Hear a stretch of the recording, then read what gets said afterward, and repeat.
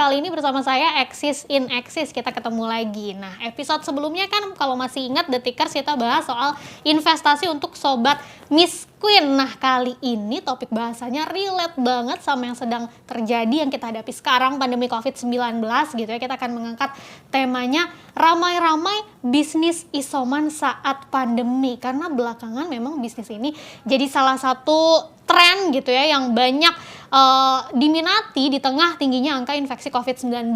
Saya pun kalau boleh curhat baru saja selesai isoman gitu ya, dan juga memanfaatkan salah satunya dari bisnis isoman ini gitu, beli obat atau vitamin dan lain-lainnya. Nah, nanti kita akan bahas dari segi yang lainnya. Kalau yang sekarang masih isoman mungkin bisa jadi ide untuk setelah selesai isoman untuk menjalankan bisnis ini gitu ya. Gimana sih sebetulnya peruntungannya, kemudian peluang bisnisnya ke depannya, apakah memang cuma di pandemi ini aja atau sampai ke depannya, dan gimana cara pebisnis usaha kita itu bisa cuan baik di marketplace atau e-commerce saat ini, karena udah banyak banget yang menjalankan bisnis ini ya. Gimana kita bisa bersaing, nanti kita akan bahas, diskusi, ngobrol-ngobrol tentu saja bareng ahlinya. Kali ini ada founder and chairman Marketplace Inc. ya, dan sudah hadir narasumbernya via Zoom pastinya Bapak Hermawan Kartajaya. Ini Pak Hermawan keren banget karena baru aja terpilih sebagai incoming chair dari ICSB Globe periode 2021-2022,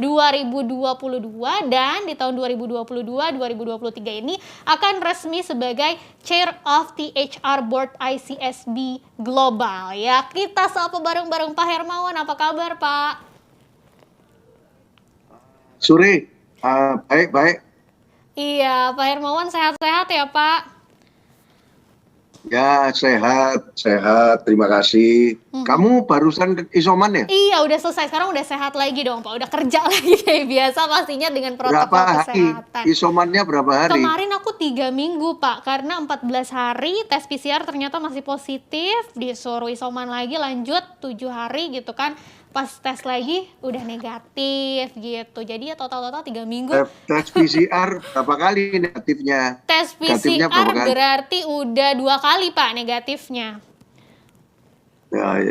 Harus cek paru dan sebagainya. Benar. Nah, ini juga salah satunya kemarin aku isoman memanfaatkan gitu, jadi konsumen bisnis isoman yang sekarang lagi menjamur yang nanti kita bahas nih, Pak Hermawan. Pak Hermawan sekarang ini ya, kamu kena COVID itu memang sudah vaksin, sudah. Ini jadi vaksin 2 kali juga ya, dua kali, Pak. 2 kali masih selama 3 minggu. Masih, betul. Jadi ya harus hati-hati juga walaupun udah vaksin gitu kan, harus dijaga daya tahan tubuhnya. Nah, nanti CT-nya berapa waktu kena? CT-nya waktu kena itu 14, Pak Hermawan. Terus waduh, bisa rendah gitu ya? Bisa rendah. Tapi kebetulan gejalanya cukup ringan sih sebenarnya. Dan kasih obat vitamin yaitu 3 minggu baru sembuh. Pak Hermawan, nanti kita ngobrol-ngobrol lebih detail ya soal bisnis isoman ini. Dan mau diingetin juga nih buat para Detikers, Pak Hermawan ini ternyata juga aktif menulis buku-buku seputar dunia pemasaran. Jadi beliau ini adalah orang pertama yang memasuki ranah pemasaran internasional. Gils, keren banget ya. Jadi soal pemikiran dan konsep bisnis yang strategis itu pastinya nggak perlu diragukan lagi, apalagi ngomongin yang sekarang tema kita. Jadi langsung aja kita bahas dengan Pak Herman yang lagi ramai saat ini, bisnis isoman. Kalau kalian cari di marketplace, mungkin sekarang ada yang lagi isoman cepat sembuh gitu ya, dan e-commerce banyak nih yang tawarin paket-paket bisnis isoman dari parcel obat, vitamin, atau minyak-minyak atau herbal-herbal gitu ya. Nah, kalau menurut Pak Hermawan sendiri tanggapannya seperti apa sih melihat maraknya bisnis isoman ini? Apakah ini cuma musiman aja sesaat gitu karena memang pandemi, atau sebetulnya ada potensi bisa berkelanjutan juga? Ya, sekarang kan lihat slide ini. Slide ini bisa terlihat nggak ya? Boleh, nanti tim kami akan bantu share screen, Pak. Nah, sudah terlihat. Nah, ini slide ini kan kelihatan. Nah, itu ada Pak Joko Sutrisno ini, Korwil Jawa Tengah, ICSB Jawa Tengah, yang entrepreneur. Kalau entrepreneur itu 3, opportunity seeking, risk taking, network, collaboration. Nah, jadi kecenderungannya itu memang opportunity seeking. Jadi sekarang ini yang tahu-tahu berbisnis isoman, itu pasti sudah paling enggak sepertiga punya jiwa entrepreneurship sepertiga. Dan tapi tidak akan langgeng kalau tidak ada pengambilan risiko. Sekarang ini kan boleh dikatakan tidak perlu mengambil risiko karena demand-nya kan besar sekali. Iya toh? Tapi nanti kalau sudah demand itu mulai mengecil atau tidak bisa hilang demand terhadap isoman ini, itu akan mulai restaking itu penting. Dan yang penting selalu melakukan kerjasama sama orang karena ini kan bisnis baru. Dulunya kan orang nggak ngerti paket isoman, kan nggak mungkin dia kerjakan sendiri. Mesti ada orang yang lebih ahli di bidang kesehatan, otomatis harus bekerja sama dengan semuanya. Itu kalau entrepreneurial itu kayak begitu. Nah kalau marketing yang di luarnya, customer, produk, brand, paling susah kan bikin brand. Nah jadi kalau bikin produknya gampang aja, isoman, punya ide. Positioningnya begini, ini cepat dikirim dan sebagainya. Tetap diferensiasinya apa? Nah, ini masalah nanti kalau sudah supply lebih banyak daripada demand, itu perlu diferensiasi. Nggak bisa cuma diferensiasi dalam harga. Kalau diferensiasi harus kalau bisa non harga sehingga lebih enak nanti harganya. Kalau kita punya keunikan yang bisa dihargai oleh konsumen, otomatis nanti harganya bisa lebih bagus. Dan yang paling susah adalah membuat brand ini. Ya, bagaimana brand kita nanti akhirnya jadi menonjol ketika sudah banyak pesaing. Itu dulu. Jadi ini saya cuma pakai satu slide ini untuk jelasinnya lebih gampang, yaitu entrepreneurship dicampur sama marketing itu kayak apa gitu ya.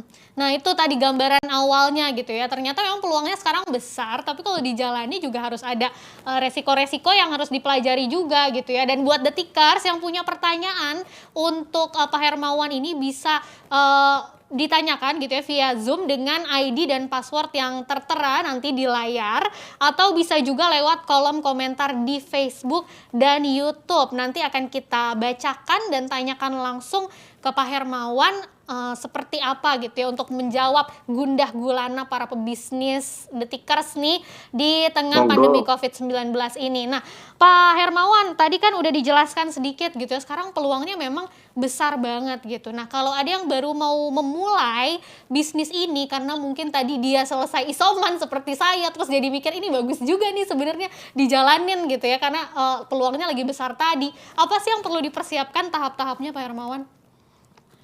Ya itu tadi, bersiap-siaplah kalau nanti demand itu sudah mengecil, supply-nya yang membesar, semua akan masuk jam ke situ. Nah yang perlu disiapkan tentunya diferensiasi itu. Yang paling penting itu kalau di entrepreneurship dari 3 hal itu, pengambilan risiko paling penting. Kalau di marketing dari 3 hal itu yang paling penting adalah diferensiasi. Kalau diferensiasi dan pengambilan risiko itu dikuasai dengan perhitungan yang cermat, tentunya dia akan bisa melanggengkan bisnis kita. Karena memulai suatu bisnis itu gampang, tapi mempertahankannya itu yang susah. Kecuali kalau memang mau jadi apa, cuma masuk kemudian keluar lagi, masuk keluar lagi. Itu namanya tidak menjiwai bisnisnya. Sedangkan orang yang menjiwai bisnisnya dia akan bertahan. Seperti hotel di Bali gitu.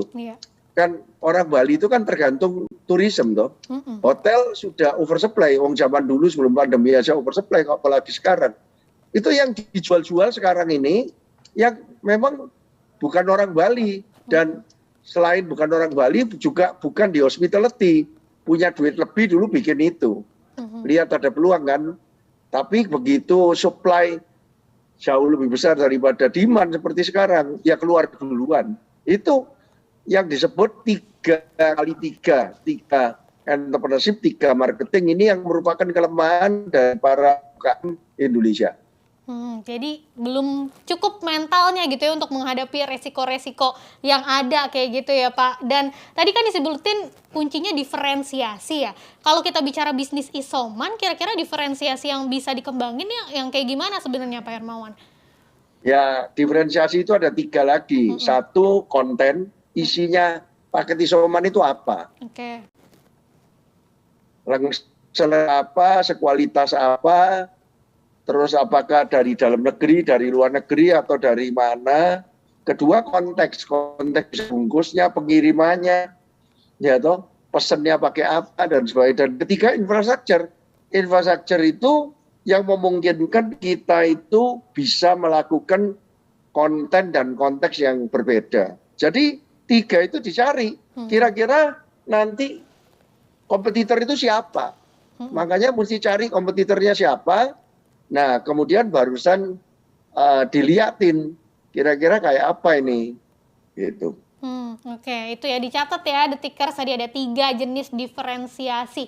Kalau buat pemula sendiri, bagusnya kalau kita bicara diferensiasi produknya aja nih Pak Hermawan, itu jadi reseller dulu atau bisa lebih bagus lagi kalau ada inovasi produk sendiri?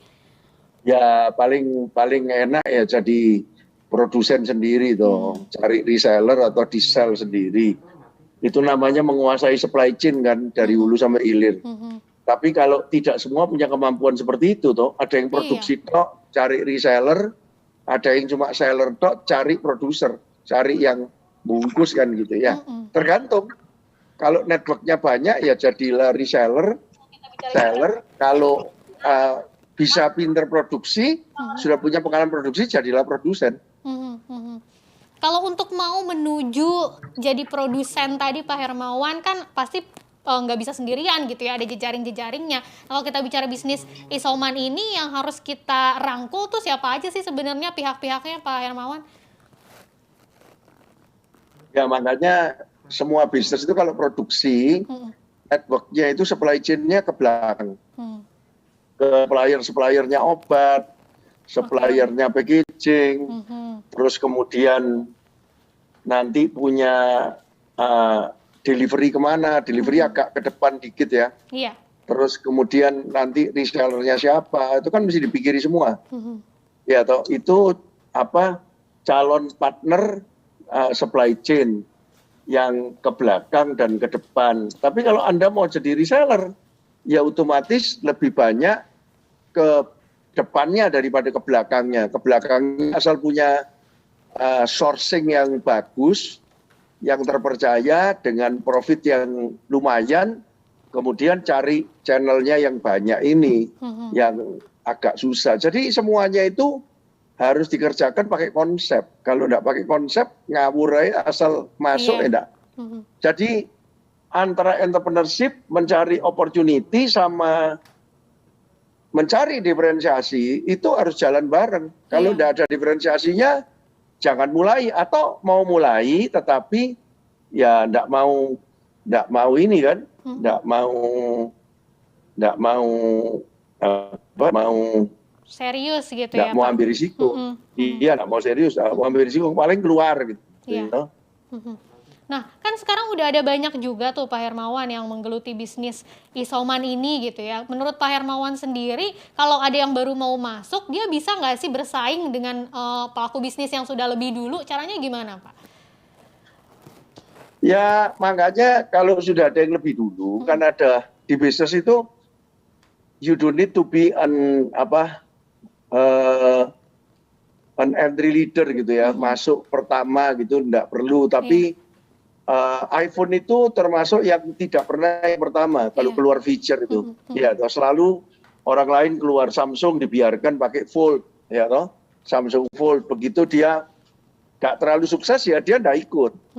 Ya toh. Tapi yang kedua, ketiga pun bisa bagus asal dia pelajari yang pertama yang sudah ada di pasar itu. Terus dia mendiferensiasi apa? Kalau orang yang malas cari diferensiasi, ya cuma dimurahin aja. Cuma dimurahin, dicepetin gitu toh. Dikasih diskon, dikasih bundling, dikasih apa. Tetapi kalau yang betul-betul mikir, itu untuk mempertahankan, itu betul-betul didiferensiasi di konten. Jadi diferensiasi konten itu tidak ada yang menang. Karena itu isinya kan. Kalau konteks, pengiriman, kemudian bungkus dan sebagainya itu nomor 2 menurut aku. Tapi itu semua di-enable oleh infrastructure differentiation. Tapi kalau infrastructure kita tidak punya, ya kita kolaborasi sama orang lain. Jadi nggak harus jadi yang pertama ya, bahkan sekelas iPhone pun kayak gitu. Di dalam bisnis itu bukan yang pertama. Kita marketis TV ini yang di belakang ini, Ini kita bukan yang pertama di YouTube, tapi sekarang jadi nomor 1 marketing TV on YouTube untuk kategorinya ya. Iya. Kita tidak langsung berkompetisi dengan Detik pasti itu. Detik itu kan umum gitu. Kita kan kategorinya bisnis dan marketing dan sekarang entrepreneurship. Sekarang gini aja. Majalah marketing itu bukan yang pertama loh. Ada majalah lain. Tetapi kita sekarang nomor 1, boleh dicek aja di sosial medianya, kita dibandingkan kategori yang lain, tidak perlu nyebut kompetitornya siapa, kan kita paling atas. Iya toh? Karena kita pelajari yang dilakukan oleh orang itu apa, kemudian kita bikin beda. Jadi you don't need to be better or you don't need to be the best, you just need to be different. Unik ya Pak ya? Iya, jadi you just need to be different. Itu aja sebetulnya. Kuncinya marketing itu aja. Kadang-kadang ada juga yang takut memulai karena mikir modalnya gitu. Kalau menurut Pak Hermawan, bisnis isoman ini bisa dimulai dengan modal yang kecil nggak sih sebetulnya? Nah, sekali lagi modal kecil itu memang relatif toh ya. Jadi kamu bisa sebut kecil, orang lain bilang itu besar. Iya. Semua orang yang mau memulai bisnis baru itu mesti punya tekad yang besar, dipelajari dulu bisnis itu dengan waktu cepat toh. Sebetulnya bisnis ini sudah ada atau belum ada. Kalau sudah ada sekarang ya bagaimana yang sudah ada, apa kelemahan-kelemahannya, kemudian kita bikin sesuatu yang beda sama dia. Jadi itulah modalnya. Tapi kalau terlalu kecil modalnya, gampang semua masuk oversupply. Jadi itu resikonya kalau entry barrier-nya tinggi, itu namanya entry barrier. Entry barrier-nya tinggi artinya untuk masuk ke bisnis itu susah. Karena peraturan, karena apa. Dulu Gojek itu kan entry barrier-nya tinggi. Aturannya aja enggak ada. Mas Nadiem itu kan dengan teman-temannya itu kan nekat aja. Berani. Nanti di lobby.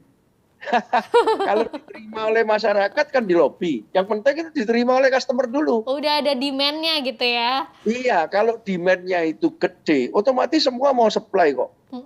Jadi sebetulnya produk itu dibuat sesuai dengan apa yang kira-kira dibutuhkan oleh customer. Iya toh. Kemudian di branding. Karena branding itu akhirnya jadi hambatan utama. Kalau sudah lama, kemudian pesaingnya sudah banyak, tinggal brand aja yang kuat. Habis itu kan tidak bisa didiferensiasi lagi kan. Agak susah toh. Sekarang ini sosial media berita aja. Detik kok ini tahu ceritanya. Dulu zaman 98, opportunity itu. 98 tuh lagi ribut-ribut, orang pada takut semua. Isoman semua di rumah. Isoman karena takut itu ya. Makannya mie. Nah, tapi orang mulai Detik itu membutuhkan di mana ada kerusuhan gitu. Asalnya jual kerusuhan ini Detik ini. Kerusuhan di mana cepet toh. Walaupun tidak selalu benar. Kalau benar ya tidak apa-apa dikadani. Kalau orang konvensional dipaskan lama. Masih nunggu besok. Ya makanya namanya Detik. Jadi kalau kamu tidak ngerti ceritanya, ceritain. Nah, tetapi sesudah Detik sukses, kan keluar lagi. Ya, sekarang ada Kumparan, ada Cokro, waduh, sudah banyak. Tapi Detik tetap memperbaiki diri, brandnya sudah kadang kuat. Ya, itu pertama itu ada keuntungan brandnya kuat. Tetapi kalau kuat diam aja, habis. Benar. Betul enggak? Betul. Ya belajarlah dari bisnis-bisnis yang sudah ada. Dan jangan kira anak muda itu sering keliru kan, orang tua ini katanya enggak ngerti, katanya loh digital marketing itu ya marketing biasa aja sebetulnya, cuma pakai teknologi gitu aja kan. Loh kan intinya kan sama aja sebetulnya. PDB itu tadi positioning, differentiation, branding, customer, product, brand. Terus kalau entrepreneurship ya 3 itu bolak-balik ya. Bisa lihat opportunity, bukan threat. Terus kemudian bisa ngambil risiko dengan perhitungan. Terus kemudian apalagi bisa kolaborasi sama orang. Ada yang mau ngerjain sendiri tahu. Kalau entrepreneur itu kemis-kemis sama orang, tolong. Kalau profesional gimana? Merasa dirinya paling pinter di dunia karena dia takut dikejar sama temennya kan. Jadi dia tidak mau kerja sama orang yang nonjol sendiri, akibatnya dia nggak padunya. Dua itu mesti dipadukan. Namanya entrepreneurial marketing itu ya. Entrepreneurial marketing ya. Jadi entrepreneur juga, marketing juga jalan, itu sukses tuh harusnya ya. Nah, buku kita tahun keluar dengan Philip Kotler ke dunia, itu namanya entrepreneurial marketing. Ya. Oke. Ya, Pak Hermawan, kalau ngomongin tadi untuk mempertahankan bisnisnya kan biasanya salah satu yang dilakuin para pebisnis ini adalah membuat bundling produk gitu kan. Jadi satu paket yang isinya tuh berbagai macam produk. Kalau menurut Pak Hermawan sendiri ini efektif nggak nih untuk meningkatkan penjualan tadi? Ya, yang dibanding itu jangan yang jelek sama yang jelek. Kalau satunya bagus dari satunya dan dua hal itu tidak ada konfliknya.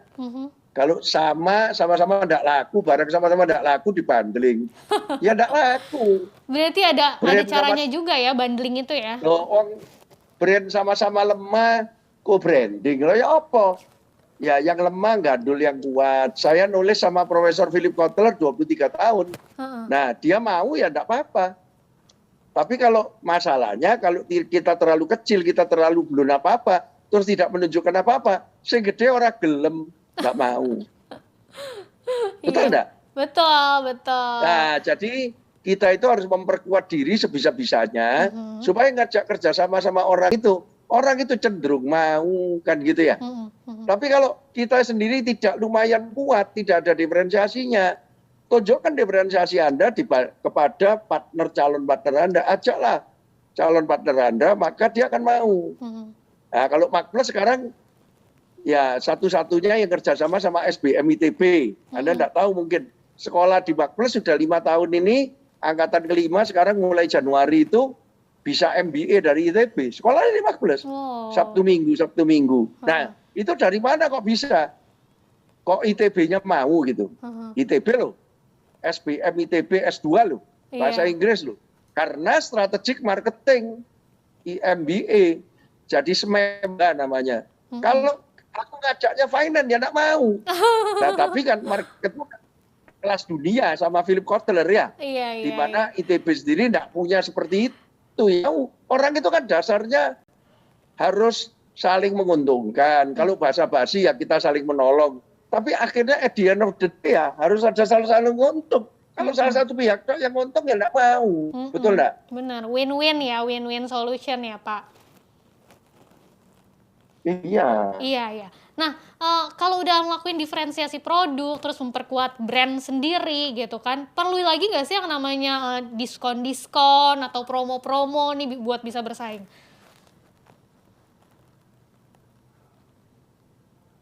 Kenapa? Ya itu taktikalnya. Iya.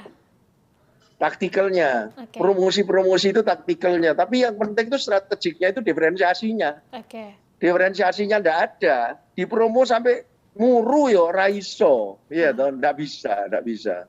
Oke. Jadi itu cuma tambahannya aja ya kalau emang ternyata. Kecuali brandnya kuat. Kalau tidak punya diferensiasi itu, kalau brand Anda cukup kuat, itu walaupun diferensiasinya tidak terlalu besar, walaupun kalah lah sudah diferensiasinya, tapi masih dianggap orang.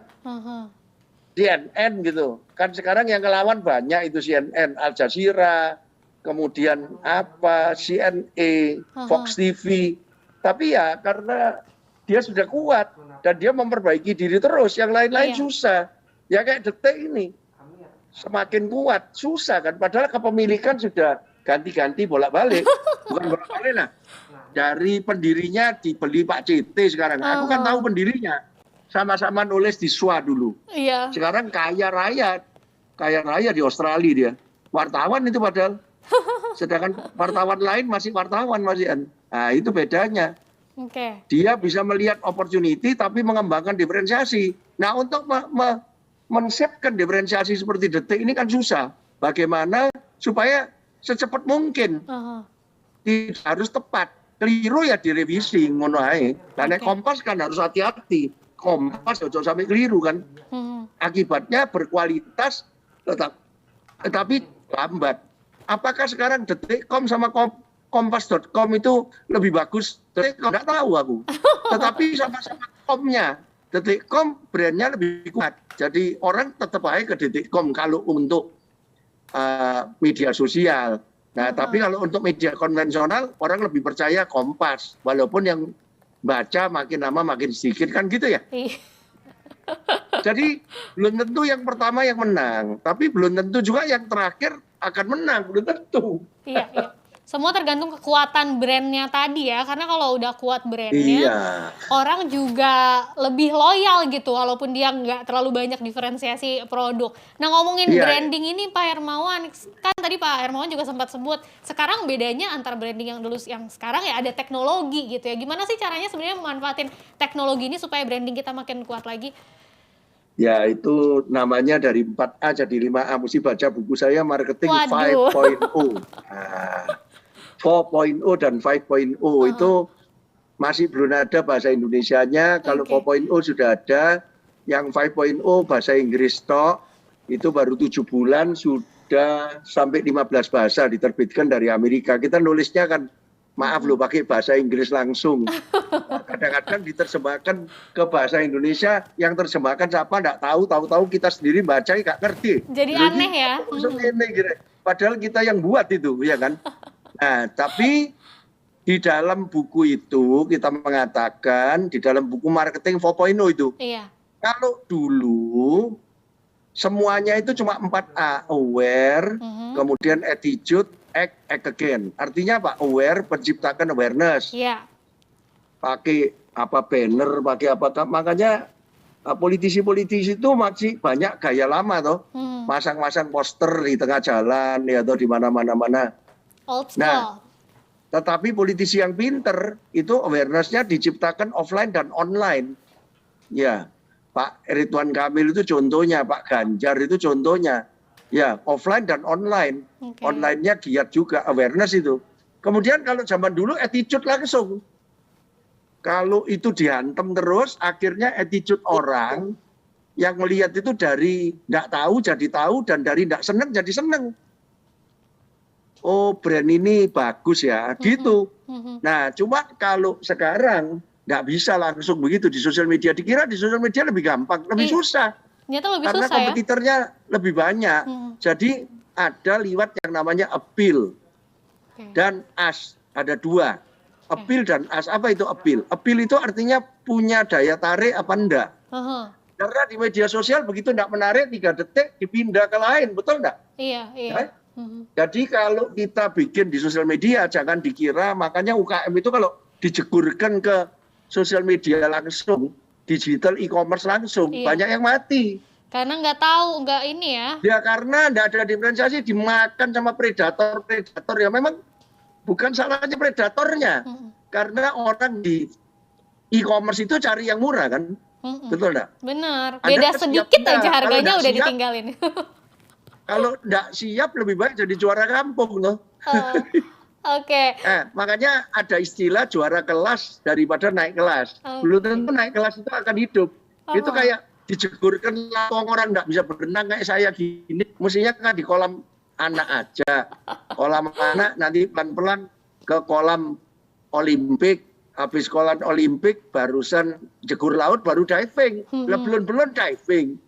Katanya orang nggak pakai berenang bisa katanya diving. Loh ya gak apa-apa ngambang dulu ya. Mari kono nek kelelep ya sapa sing ate bantu ya toh. Bener gak? Bener. Itu UKM banyak kejegur di situ. Itu analoginya ya. Nah, makanya orang di sosial media itu susah. Sesudah A1 aware, sama itu aware. Kalau dulu sebelum ada sosial media, A2-nya itu attitude. Lama-lama orang itu simpatik. Kalau simpatik, makanya komunikasinya mesti diganti-ganti terus, supaya pertama pengenalan, sesudah kedua terus apa, supaya orang seneng pada pakai foto sing ayu. Biasanya politician yang cantik-cantik sekarang lebih untung. Gambar itu kan ini sekarang zamannya visual. Jadi lihat aja, politisi cantik biasanya terpilih. Jarang polisi cantik tidak terpilih karena zaman appealing ini. Benar-benar. Oke, Sex itu ya. appeal loh. Sex appeal itu bukan seksi gitu, bukan. Iya. Tapi sex appeal itu artinya menarik. Iya. Nah, A ketiga itu as. Nah, kalau zaman dulu kan orang itu kalau bisa jangan tanya. Kalau sekarang tanya harus dilayani. Harus. Dan nggak puas dijawab chatbot. Kadang-kadang chatbot, kadang-kadang ya mesti manusia. Operator. Iya toh. Kalau minta cepet pertanyaannya dijawab sama chatbot. Terus A4-nya baru beli, nyoblos atau nyoba seperti yang di sana. Tapi sudah biasanya again kan kalau di sana orang dirangsang dikasih kupon supaya datang lagi. Kalau ini tidak, advokasi. Advokasi itu diharapkan orang itu mau mengendorse kita kepada orang lain karena itu lebih ada artinya daripada dia balik terus pada kita tapi tidak mau endorse. Ada orang yang malu toh. Aku beli dari sini karena murah. Nanti kalau aku nganjurkan ini ke orang lain, waduh, aku gengsiku turun. Ketahuan ya sukanya yang murah.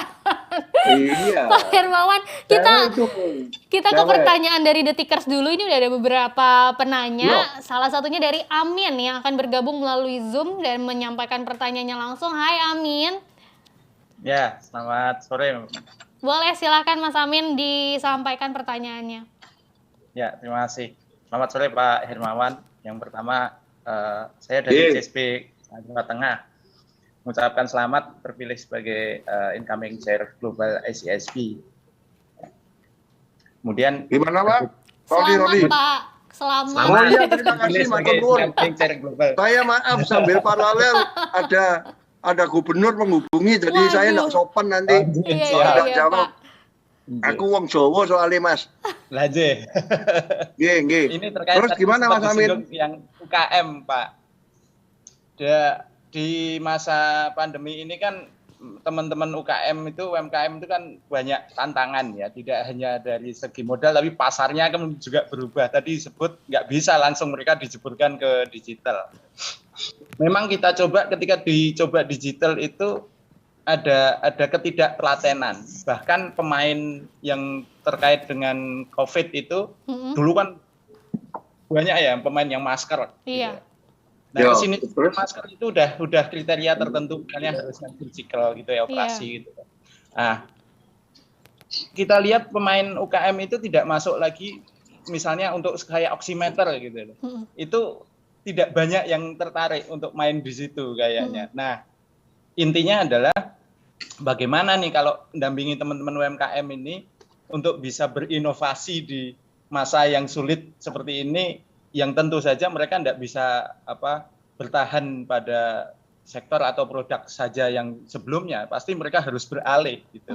Nah ini menurut Pak Hermawan gimana Pak kalau ya makanya kalau orang mau masuk bisnis baru itu mesti dihayati benar semuanya. Tapi kalau asal-asalan, asal jalan, nanti akhirnya kehabisan kreativitas, kehabisan peluru, kehilangan akal, kehabisan akal, udah bingung. Betul enggak? Makanya orang keluar dari satu bisnis itu, kalau orang ngerti bisnis itu, sampai setengah mati ya tetap bertahan di situ. Dan dia akan mencari peluang dengan ide baru dan juga kemudian macam-macam. Dia tidak terima begitu saja, tapi dia mencoba mencari partner baru atau akal baru atau apapun sampai dia akan akhirnya dapat kesempatan baru lagi. Tetapi kalau orang tidak terlalu ngerti dan sudah dicoba-coba memang susah di situ, ya lebih baik keluar cepat-cepat. Oke. Mungkin gini Pak Hermawan, aku nambahin juga dari pertanyaannya Mas Amin.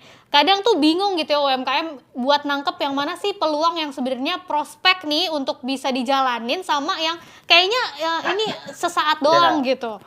Iya nggak sih Mas Amin? Benar nggak? Benar nggak? Benar. Prospek itu bukan tergantung luar toh. Prospek itu dari luar ada dan dari dalam memang punya kemampuan ke situ. Kalau gak nyambung cuma dari luar tok ono. Hai so Mas. Itu cuma sebentar tok, nanti peluangnya hilang bingung atau gak hilang tapi mengecil kan peluangnya ya. Ya. Oke, terjawab ya Mas Jelas Amin. ya? Jelas ya? Ada lagi yang mau ditanyain Mas Amin? Ya, sementara itu dulu. Terima kasih. Oke, sukses ya Mas Amin, semoga. Sampean kok ngerti ICSB? Saya pengurus regional Jateng, Pak. Wih. Oh, bersama Mas Kus ya? Keren. Mas Kus, Pak Joko Sutrisno. Yo, matur nuwun, matur nuwun. Saya mau ke UNS mestinya. Saya ke UNS. Kan aku bilang sama Mas Kus, cobalah ICSB Jawa Tengah kasih contoh. Brand itu dipunyai oleh UNS sama ICSB Jawa Tengah, nanti UKM ini tinggal setor. Kalau yang nggak punya brand sendiri, biar ikut situ. Tapi kalau mau bikin brand sendiri, nggak apa-apa. Jadi supaya pembinaan itu percuma, Mas. Kalau diajari ngono-ngono tok, emang diajari teknis-teknis gak iso. Orang mau jadi kayak Pak Joko ini kan susah. Beliau itu sudah dari jiwanya, dari jiwanya, gak iso angel. Jadi kalau orang itu tidak bakat, ya tidak usah dipaksa. Makanya lebih baik juara kelas orang itu mesti tahu skalanya sendiri. Mark Plus ini dulu tak coba ke Singapura, Kuala Lumpur, ke Thailand, ASEAN mau nih juara ASEAN sesudah juara Indonesia. Tetapi aku kebobolan di Indonesia, kompetitornya keluar. Nah, daripada aku kebobolan di Indonesia, aku balik Indonesia, konsentrasi Indonesia, sesudah 7 tahun tak tutupin. Bukan tidak laku loh, laku. Tapi opportunity yang di sana sama yang di sini, yang hilang. Eman yang di sini, lah ngono hitung-hitungannya ya. Nah, karena saya bekas guru 20 tahun, jadi saya bertahan sampai sekarang. Benar, oke. Karena jiwa saya di sini. Jadi, apa bisnis itu penjiwaan ya. Termasuk bisnis isoman ini ya, pasti masih banyak peluang-peluang yang bisa ditangkap. Iya, ojo masuk isoman ngono tok ae. Anda akhir sudah masuk, apakah betul kesehatan ini bisnis Anda gitu. Kalau betul ya dalemin, ditidurin. Bisnis itu kudu ditidurin, Mas. Sleep kasarnya gitu ya. With the business, lu bener gak, Mas? Bener. Kok yang bener? Kayak kamu tidur sama penyakit itu loh dulu 3 minggu, ya. Kamu dulu kan isoman gak waras-waras 3 minggu. Ya itu lah tidur sama penyakit 3 minggu. Nah sekarang kamu ini bisnis yang paling cocok kalau mau masuk isoman karena udah tidur sama penyakitnya. Udah tahu kan ya yang dibutuhin apa gitu ya. Nah iya makanya. Tapi kalau kamu tidur sama bisnisnya tapi tidak berani ngambil risiko, tidak bakat apa-apa ya jangan, tidak usah. Iya, oke. Makasih banyak Mas Amin, makasih juga Pak Hermawan tadi udah dijawab. Oke, matur nuwun. Gantian ya, masih ada satu lagi nih pertanyaan dari Zoom juga, ini dari Taslim. Ini Mas Taslim juga akan menyampaikan pertanyaannya lewat Zoom secara langsung ke Pak Hermawan. Halo Mas Taslim. Wah, Mas Taslim lagi bekerja, ternyata luar biasa masih sempat nonton The Mentor. Silakan Mas Taslim. Ayo Mas. Lagi delay kayaknya nih Mas Taslim. Oke. Pertanyaan saya simpel aja sih, bagaimana sih kami para buruh ini memanfaatkan peluang yang ada pada kami di Indonesia ini kan lagi gelombang yang lagi sangat besar Pak pada saat ini. Ya makanya Bapak ini kan profesional, ya toh? Iya, profesional Pak. Itu biasanya kalau profesional murni itu yang dipikiri takut diberhentiin dari kerjaan, Mbak. Tapi kalau entrepreneur murni kayak Pak Joko Sutrisno itu, yang senyum-senyum itu pakai kacamata itu, dia pikirannya khawatir kalau sampai memberhentikan orang. Betul nggak Pak Joko? Kita ini sama-sama, kita khawatir jangan sampai berhentiin orang, kasihan orangnya. Kalau profesional murni, takut diberhentiin. Sama-sama takut ini Pak. Jadi, nah sekarang kalau mau tanya memanfaatkan opportunity, nggak apa-apa. Anda punya kesempatan yang sama dengan orang yang lain, tapi Anda tidak full time loh. Waktu Anda itu terbatas. Anda kerja sehingga tidak bisa konsentrasi. Bagaimana Anda bisa menjiwai bisnis baru itu? Cuma kalau mau disambi dulu boleh. Disambi dulu boleh, tetapi harus ada yang mikiri betul-betul. Bukan yang ngerjain kok. Iya. Yang ngerjain itu bisa diambil profesional. Tapi profesional itu kan memangnya urusan gua ini untuk mikirin arahnya dari gua diperintah ya kerja. Nah, yang mikiri tetap yang punya itu Pak, foundernya itu nggak bisa tidur. Jangan dipikir jadi entrepreneur itu terus enak gitu, jadi lo 24 Malah jam. double ya kerjanya. 24 jam nggak cukup. Tanya itu Pak Joko, ayo silakan dijawab, tambahin Pak Joko. Pengalaman Bapak sebagai entrepreneur. Dulu profesional juga ya? Nggak pernah ya?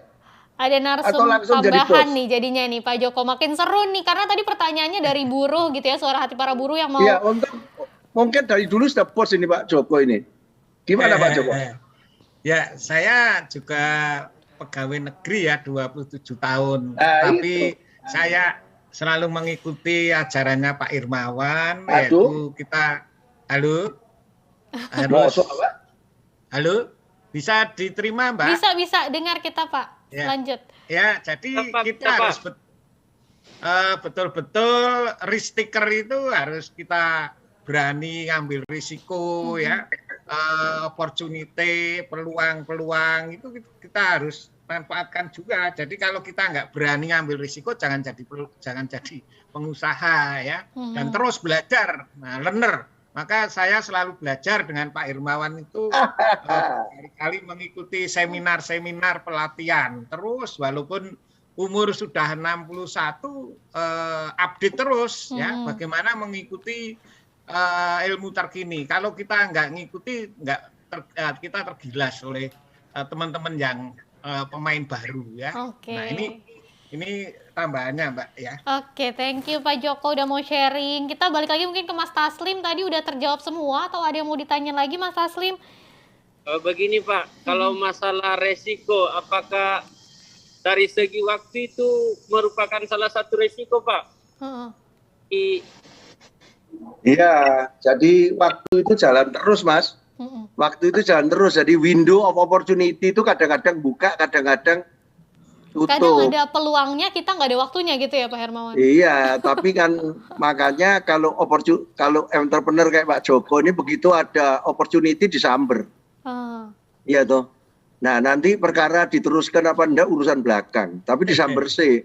Makanya kalau aku sama Pak Joko ini begitu dia lihat ada kesempatan, aku nanti mau ketemu Bupati Boyolali, melo deh, gak peduli deh, yang lain-lain dibatalin.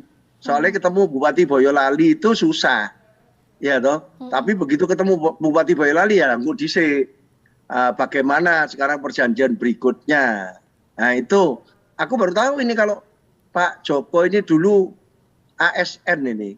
Kayak itu, aku lihat Pak Titis itu ada di situ. Pak Titis, ya apa cerita? Sampean kepengen jadi entrepreneur nggak ini sesudah pensiun? Iya. Gadis Selamat Pariwisata Karanganyar. Ya, selamat dulu lah untuk Pak Irmawan.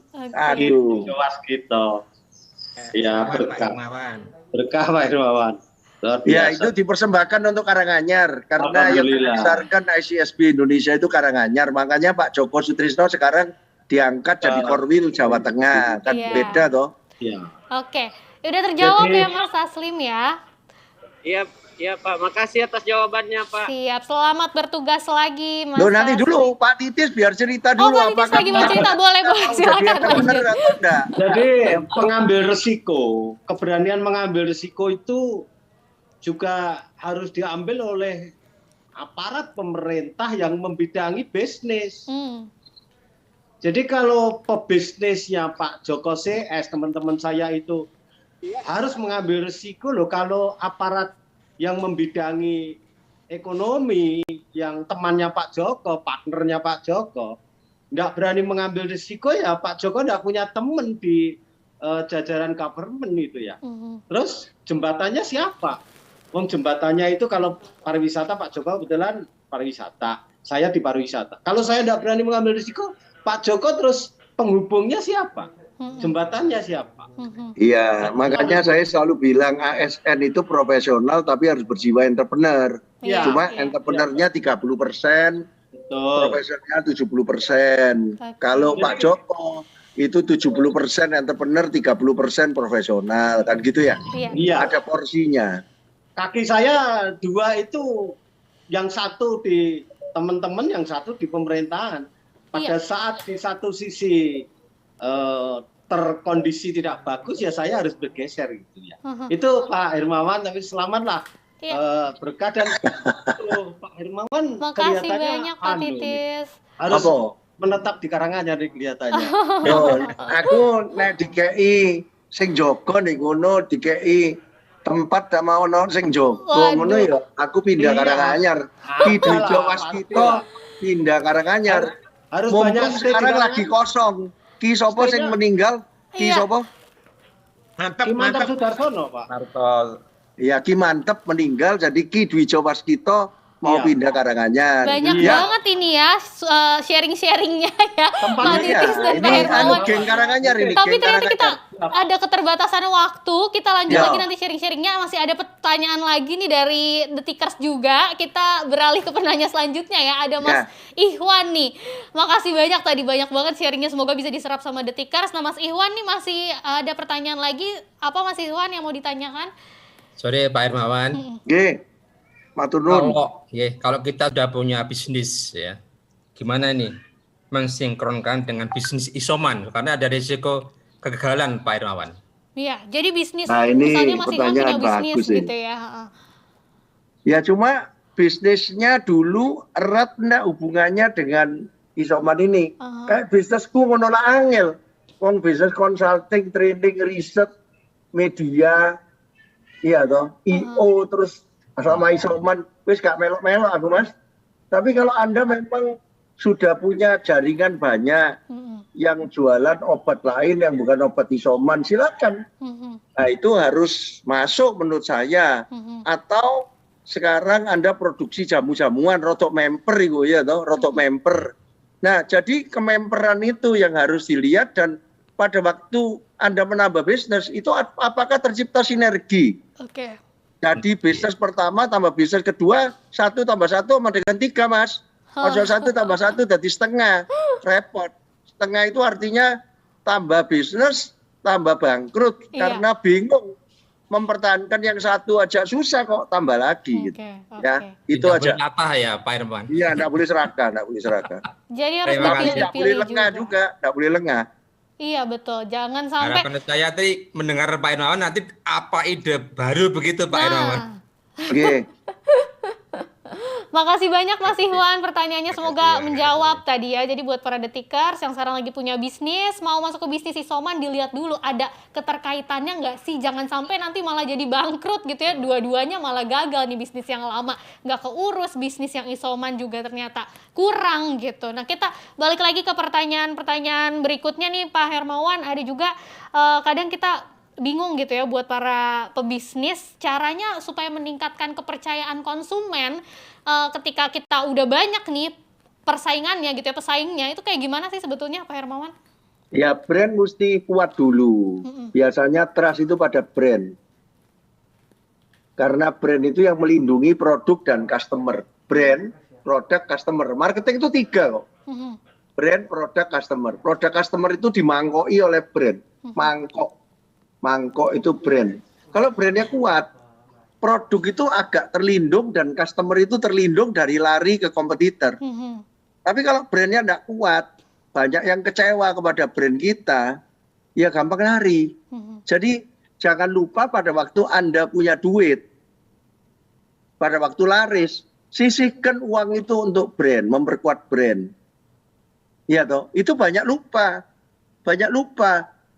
Terus dikantongi tok ae duwike yo. Profitnya dikantongi dan kemudian cuma sibuk mengembangkan produk baru. Sibuk mengembangkan sales, tidak mengembangkan brand. Itu salah. Mengembangkan sales itu satu sisi harus. Brand itu kan paling susah dan paling tidak dianggap. Dikira marketing itu selling itu apa? Dikira marketing itu komunikasi itu apa? Salah total itu. Komunikasi dan selling itu taktik saja. Tapi marketing itu produk, customer, brand. Jagalah customer Anda dengan menjaga brand. Akhirnya kalau ada pesaing datang, produk Anda walaupun tidak punya diferensiasi, tapi terlindung Mas Ian. Iya. Nanti juga ratingnya kalau pebisnis yang pakai e-commerce atau platform-platform lain gitu ya di bisnis isoman kan biasanya ratingnya makin lama makin naik juga gitu ya dengan sendirinya. Dari bintang 3, 4, 5. Nah kita ada lagi satu pertanyaan dari Zoom dari Mas Mark Chris. Sudah tersambung? Mas Tris, Iya. sopo? Halo Mas, boleh silahkan diajukan pertanyaannya. Oke, assalamualaikum. Waalaikumsalam. Waalaikumsalam, Mbak. Waalaikumsalam. Perkenalkan, ini Mas Tris ini dari Delagu Klaten, temannya Pak Joko juga. Nggih.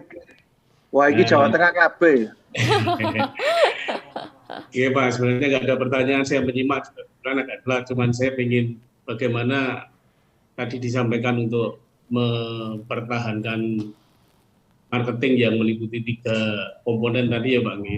Dalam masa pandemi ini yang kadang-kadang kita tidak bisa mengenal permasalahan itu seringkali dari diri kita sendiri atau orang lain. Itu Pak, makasih. Yo, gini, pandemi itu ada 2. Kalau tahun 2020 kita masih adaptif. Artinya kita masih fleksibel gitu ya. 21 ya tetap adaptif, tapi harus transformatif.